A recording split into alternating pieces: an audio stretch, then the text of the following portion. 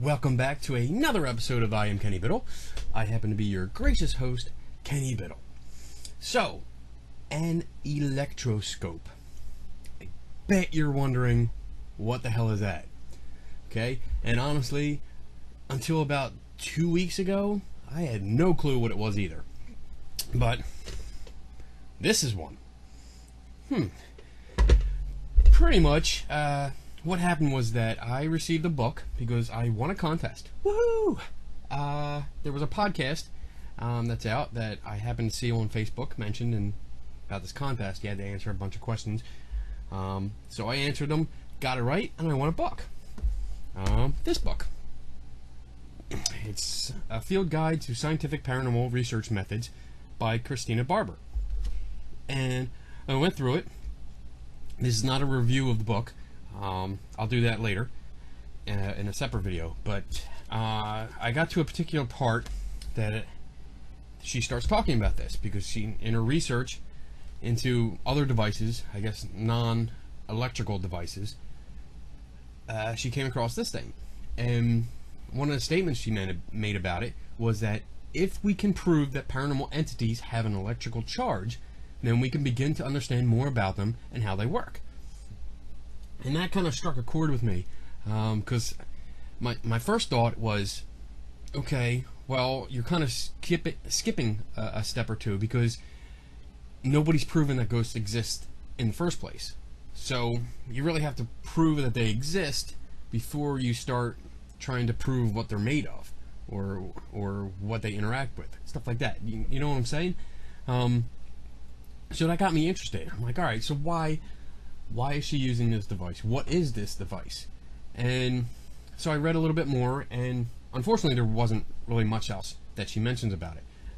It's a work in progress, and that she was doing more work and doing experiments with it, but she didn't want to post or publish anything until she was done, which is understandable.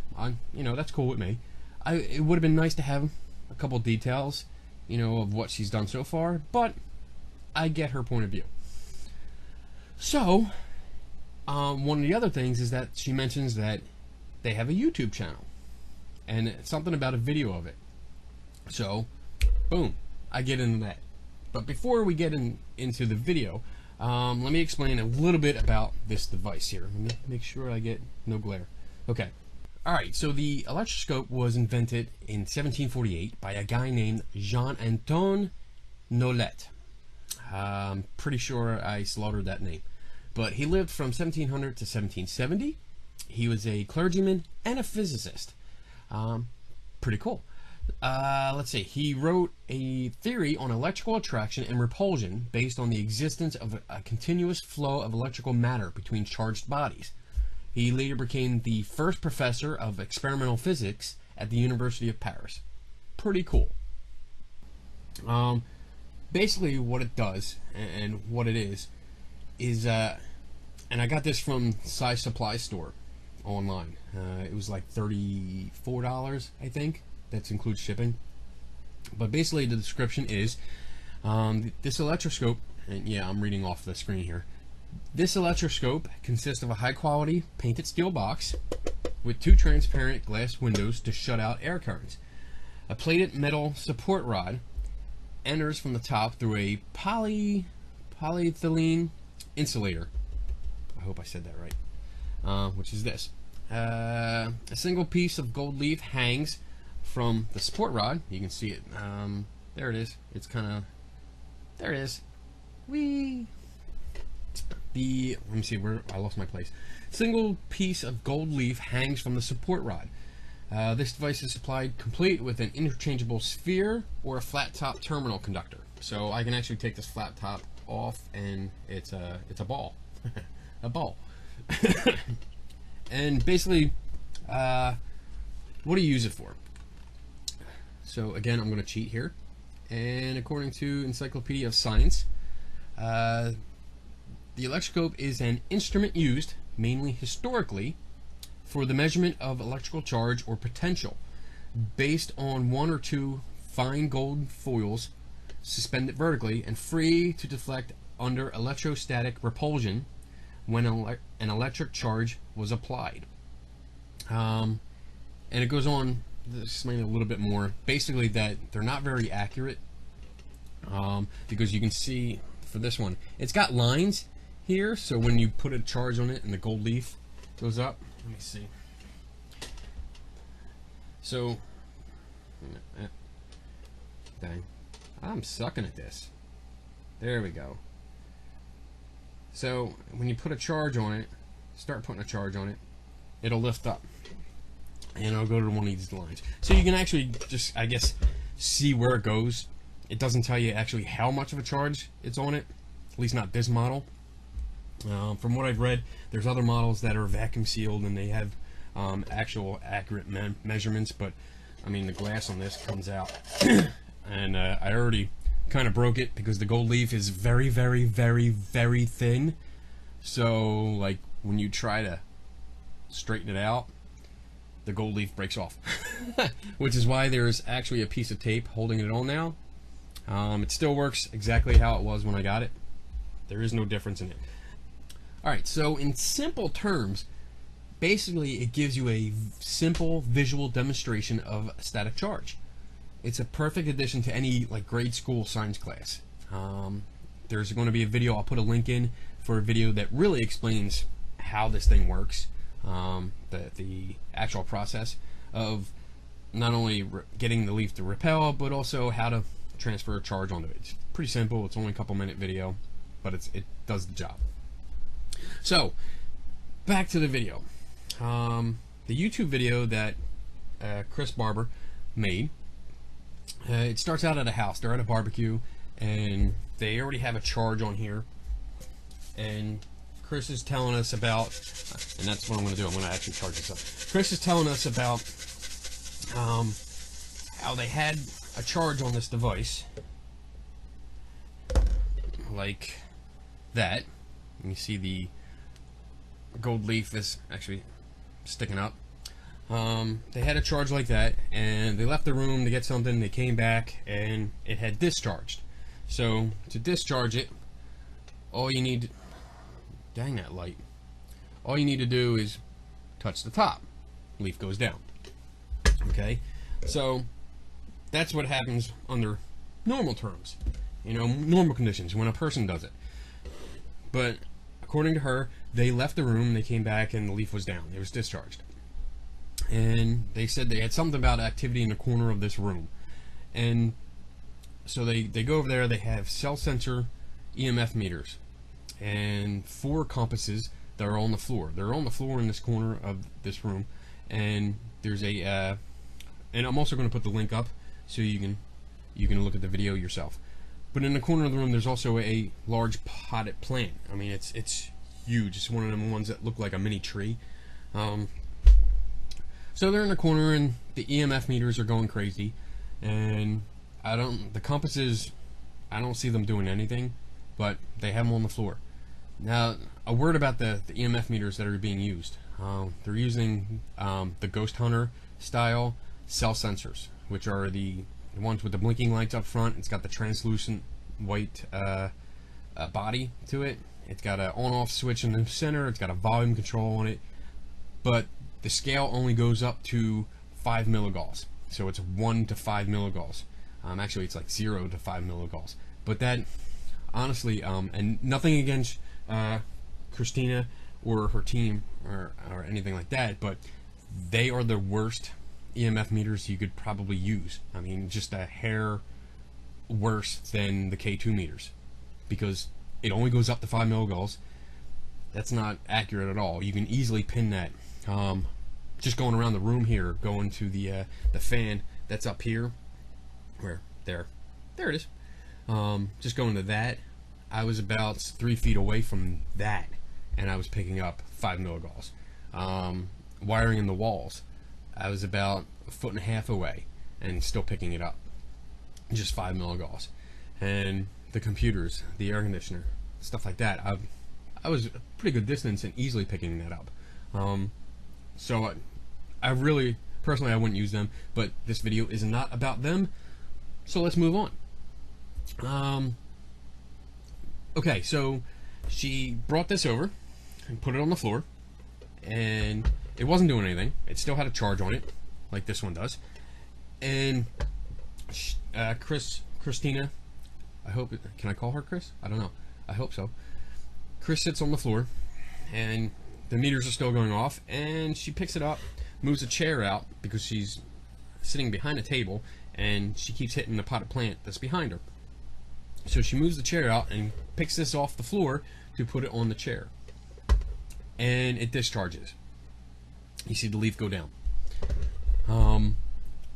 What they didn't notice during the filming of the video was that the leaves hanging over from that potted plant that was behind her brushed the top of it, which normally should discharge it. And for me, I think it did, because it clearly touched the top. You have to watch the video a couple times because she's moving it up, the camera's moving up at the same time, and you just catch that these leaves brush the top of this thing right here. And in the video, yeah, she continues, and nobody notices it, so they're happy about it. You know, they're wondering. She does not say it's paranormal. I want to make that clear. At no time does she say it's paranormal. She says that something discharged it. She doesn't know what. So that kind of sparked me further into wanting to know what's going on. So I actually commented on the YouTube video, and somebody else had commented saying, you know, the leaves discharged it, and that's what happened. I'm paraphrasing. And Chris responded back to them, as well as me, saying that they went back to the house later, and they tried it again, and they couldn't get that plant or the leaves to discharge the thing. I don't know what they did, because there's no footage of that. I did ask her if she had footage of them going back and retesting it. She's going to look for it. She thinks she has, but she's not sure. But for me, there should have been footage of that too, I think. Just because in the spirit of science, you're showing a result that's unexplained at the time, and if you're going to go back and replicate it, you should video it and put that up right with it, you know, so that you can compare and show either way, like yes it did or no it didn't. We still don't know what's going on. That's just my opinion. So what I did was, after conversing with Christina a few times, going back and forth, nicely, politely, it was a good conversation. She posted a list of things that they had used to see if they could discharge this device by just touching the top. Because again, she claimed that she went back to the house, same house, charged this up, got the leaf to touch the top, and it didn't do anything. So I took the list that she gave me, which consisted of, let me see, a cell phone, grass, a dead leaf, a live leaf, bugs, bottled water, and her cat, which apparently was not happy about taking part in the experiment. So I made a list, and I went through and I took some video of me doing the same thing, testing it with these different products, and seeing what would happen when we did it. Alright, so basically all I'm going to do is put a charge onto the electroscope, and then I'm going to use different objects, the ones on the list, and brush them across the top and see what happens. I'm going to see if it discharges or not, and we'll go from there. We'll see what the data tells us. I'm so excited. Are you?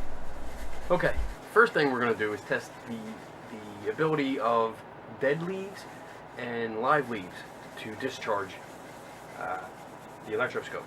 So we're going to charge it up. There you go, you see it. Boom, there we go. Hopefully you can see that. And we're going to first do a dead leaf. This is quite dead. It's brown and crumpling up. As you can see, yeah, it's quite dead. So we're just going to brush the top of it and pay attention to the leaf down there. And it went right down as soon as it touched it. It discharged it. Okay, so that's the way it's supposed to work. And now we're going to try live leaf. Because I went outside and got some leaves. This should still be charged. There we go. Alright. It's always funny when it goes up. Alright, so we've got some live leaves, green, totally alive. We're going to brush it across the top. Totally discharged it.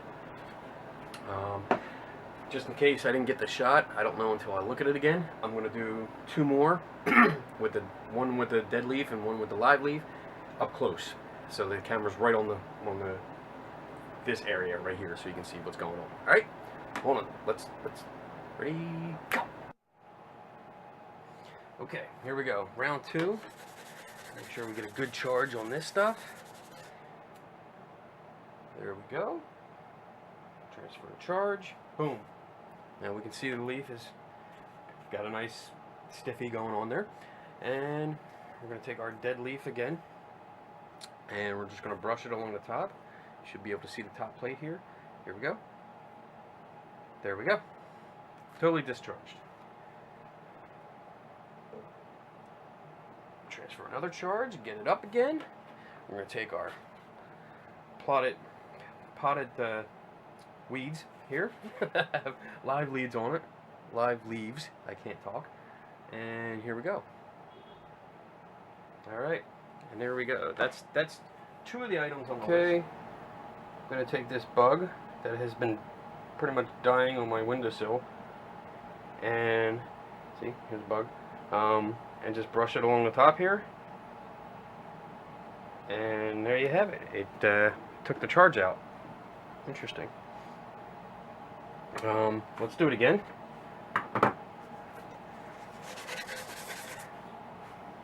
Get a nice charge there. Okay.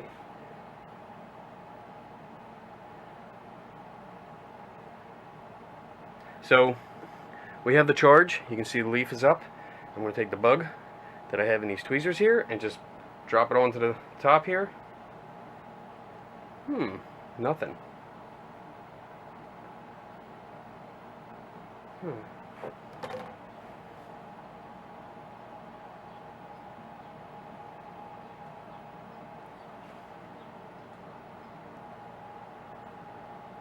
There. And see what happens. Nothing.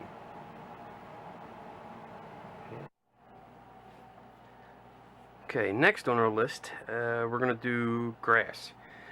First we're going to get the charge on there. Okay, and we're going to take some pieces of grass right here, okay, that I freshly plucked from outside, from my very own lawn, and we're going to brush them across the top. Alright, so that discharged it completely. Okay, next up, we're going to try a cell phone. Okay, got my cell phone here, and just going to touch it onto it. Interesting. Now that didn't really, it took a little bit down, but not much, and it's still a charge here, so it didn't discharge it. So my phone does not discharge it. I wonder if the case does. Well, that's interesting. It goes down, but charge comes back up. Not as high, but it still doesn't discharge it completely. Okay, next up on the list is bottled water. That's one of the things that was mentioned. So I already have put a charge on it. You can see the leaf reflecting the light pretty good. And we're just going to take a bottle of water and put it right on top. Brush it across. Here we go. Alright. Well, again, just like the phone, it dipped a little bit, but then came right back up. It's still got a full charge. Even if I just do the cap's even less of an effect on it. The whole bottle makes it dip a little bit, but it comes right back up. Cool. Alright, so in this last experiment that I'm doing, Chris had said in her message that they used a cat, much to the displeasure of the cat. They used to try to discharge the electroscope. So, I don't do cats. I'm allergic to them. They make it hard to breathe and make my eyes watery and itchy and make my day pretty much hell. So, my dog Chewy is going to substitute. We're going to see what happens when Chewy touches the top. Okay? Chewie. And yes, Chewie is named for Chewbacca. Alright, girl, you ready? So we're going to touch the top. Yeah, I know you don't want to. Let's see what happens. And it went off. Alright, so you can see from the experiments that I did, they were pretty simple. And basically I replicated what I think Christina Barber did with her experiments. I don't know the details of her experiments, so I could be totally wrong with what I was doing. I just went off of the stuff that she mentioned in the comments section under her original video, and I mean, just looking back at them, I did them a bunch of times just to make sure of what was going on, and to be honest, it was random. Not all of them were. Like, for instance, the dead leaf, the live leaf, the grass, even the bug. Every time I used them, it went off. It went off. As long as I was touching it, though. As long as I had it, like the bug I had by the needle nose pliers, and then of course the plant here I was holding by the pot. But every time that caused it to discharge. Stuff like dropping the bug on it, or when I dropped the grass on it, when I didn't actually brush it, I just dropped it. It didn't always discharge it. Sometimes it did, sometimes it didn't. When I used a bottle of water, didn't discharge it. It was just a plastic bottle, even with the water inside, it didn't make a difference. It took it down a little bit, but brought it back up. When I used my dog Chewie, it discharged it each and every time. So with that, it's good. The cell phone didn't work. You know, it didn't discharge the device. So, and I played with a lot of different things. I even played with a Harry Potter wand, and this was actually random too. Sometimes I would touch it and it would discharge. Other times I would touch it and it wouldn't. It would just go down a little bit and come back up. So I guess it kind of random. I mean, I guess it depends on the material that you're using, the environment that you're in, and whatever other environmental factors are involved. In fact, I did some filming outside. I actually originally wanted to do these outside, but it didn't work so well. So let me show you why. Okay, I was going to do these experiments out here, out in Tiki Land, but it's very hot and humid out today. So, all the experiments that were done inside, you could see that I could rub these two materials together, get a charge, and transfer it over here, and the leaf would stay up. It would hold the charge. Because I was in my office, which is air conditioned, so it was nice and cool, and it was dry and perfect conditions for static electricity. Out here though, with the humidity up, nothing's going to hold a charge out here. It disperses too easy, it discharges too easy because of the moisture in here. So I'm going to demonstrate. I'm going to do the same thing I was doing inside. Get this rubbed up nice and good. I go over here, and you can see the gold leaf is not doing too well. It's not going up anywhere near as far. Let me get a closer look here. Okay, you can see it goes up a little bit, but you can see it's going down. It's actually going down as I'm holding it here. Let's get this again. See if we can transfer the charge. You can see it doesn't even hold it. As soon as that actually should be standing up if the conditions were right. Okay, so just showing you that, it demonstrates that environmental conditions do have an effect on how you use your equipment, especially with something like this, because static electricity in the air, depending on whether it's humid or dry, does have an effect. It's going to affect your instruments. So be aware of that, and that's it. Let's move inside and wrap this up. Alright, so you can see from that clip that environmental conditions do have a factor on using certain equipment, like an electroscope. So what are my final thoughts on this? Well, I saw a video that kind of did an experiment. It wasn't a controlled experiment, but they were using this device, and according to them, it discharged without a reason. Okay, I did my experiments. I replicated the conditions as best I could. They were similar conditions, and I came to a different conclusion, that the houseplant that was behind Christina was the one that set it off, that discharged it, because the leaves did touch the plate, according to the video. And what I found was that that would discharge it. I talked to Mitch, my friend Mitch, who's a biologist, and I talked to a physics guy at work, one of our engineers. Both supported that claim. According to science, and according to what is supposed to happen, that is what's supposed to happen.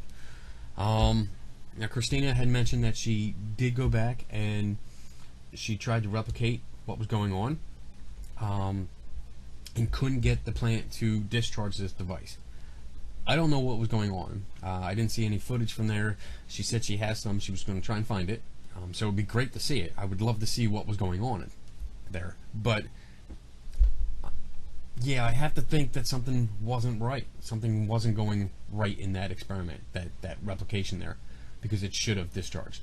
Now, this is not to say that this video, this whole thing I just did, was a hey, haha, I proved you wrong kind of thing.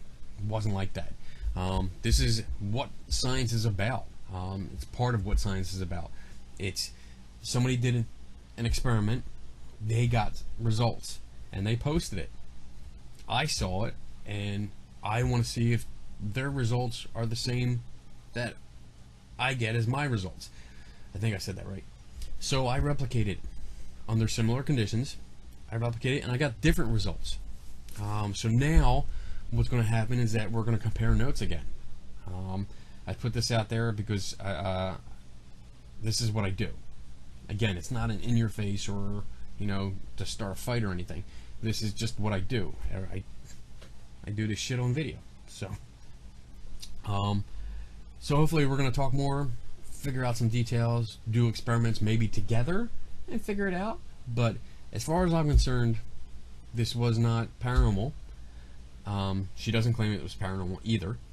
I don't think it's a mystery. I don't think it was unexplained. I think it has a plausible explanation, and that's it. So I hope you had fun watching it. It was a different device. Like I said, I didn't know about this until 2 weeks ago. It's been fun. Like, I've been having fun playing with this, charging it up, and just going around the house and seeing what discharges it and playing with it. As far as a ghost hunting tool, a paranormal investigation tool, I don't see a reason to use this. I really don't. It's not accurate. There is no scale. I mean, it just has lines there, so you can't tell how much of a charge it has. There's so much that can go on. Like I said, environmental conditions. You know, you could literally charge this up, walk out of the room and walk back in, and by the time you get back there, the leaf would be down, depending on the conditions. It's right now it's cool and dry in here. That's why it was working so good. That's why I did most of the experiments in here. But as you saw in the little clip at the end there, when I went outside, it was hot, and I couldn't do any experiments. I tried to do it, but by the time I charged this and lifted it like that to get to a tree branch that was hanging down, it had already discharged. So, I mean, I can go outside this office here, and it's hot and humid outside because we didn't turn the air on out in the hallway there. So, if I tried this out there, I would probably get this to discharge easy. And that's it. That's all I really have to say about this. There's no other, yeah, it's late. I'm tired. There's no other reason I could see for really using this. If you had something that was more accurate and actually somehow was connected to a data logger, then maybe it would be cool to leave out in a place and see if it charges and discharges on its own. That would be cool. I mean, I would love for this leaf to just go up and have an erection by itself, you know? That would be pretty cool to see. I don't think it will. But, yeah. I think that's all I have to say. I think I'm done. And maybe I'll do another one. I hope you enjoyed it. I hope you learned something, you know, learned about a new device, learned a little bit about using it. If you have any complaints or comments, if you have bad comments, please contact Lou Castile in California. He is also my co-host of Geeks and Ghosts, our weekly podcast where we talk about pretty much everything and anything that we want to. And I have a bunch of things coming up. Can I tell you about them? I'm going to tell you about them. Let's see. I'm going to be on Paranormal Kool-Aid podcast, July 8th. I'm going to be at the Pennhurst Paracon in the Pennhurst place, July 25th. That should be fun. That's a conference. August 8th, I'm going to be at Dover Comic-Con. I'm going to actually judge a costume contest for the cosplay stuff. That's going to be awesome. And it's a free event, so if you can make it, that'd be awesome. September 12th, I'll be in Detroit for a Paracon at historic Fort Wayne. Ooh, in Detroit, Michigan. That's going to be fun. September 19th, Paranormal Journeys Expo. That's always fun. Did that 2 years in a row, and always have a good time there. September 26th, I'll be at the Albatwitch Festival. I'm not sure where that is. I think it's Albatwitch. I'm not sure. I have to look that up. But that's like a short version of Bigfoot that they see out there, and they have a festival around it. And I'll be out there speaking about photography along with Sharon Hill. Ooh, and the Detroit thing, I'll be out there with Anna Hill. So lots going on, and there's more stuff coming.